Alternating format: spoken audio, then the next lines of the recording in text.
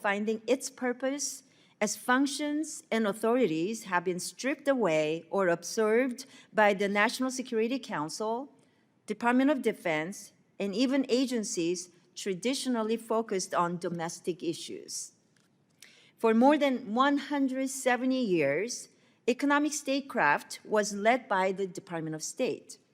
This changed in 1961 when President Kennedy sought to expand the administrative state, pulling functions and authorities out of the department to create new agencies and organizations, including the United States Trade Representative, which would be responsible for conducting all U.S. trade and investment diplomacy. The justification for pulling these trade and investment functions out of the department was to improve the government's capacity to prioritize and support U.S. businesses, strengthen the export performance of U.S. industry, and assure fair international trade practices. However, it has effectively split our economic interest from our diplomatic priorities, which has resulted in several challenges. First challenge is that it has not helped increase the ability of U.S. businesses to access foreign markets. In practice, the Foreign Commercial Service and Foreign Agricultural Service officers are few in number and often positioned at U.S. embassies without alignment to our foreign policy priorities.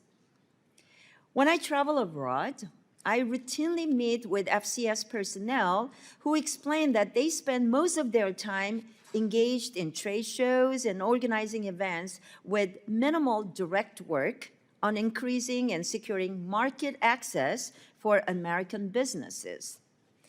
Because they are siloed off from our diplomatic efforts of the Department of State, they are restricted in leveraging the other tools in our diplomatic toolkit to assist American companies.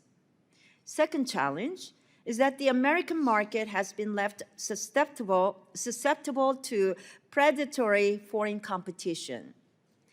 Our ability to protect American businesses and workers has been severely hampered, leading to calls from across the country for the executive to act and repatriate entire industries and sectors.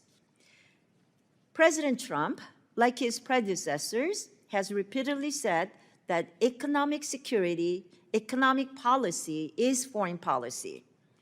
Unfortunately, we have not implemented the structural reforms needed to mobilize that sentiment.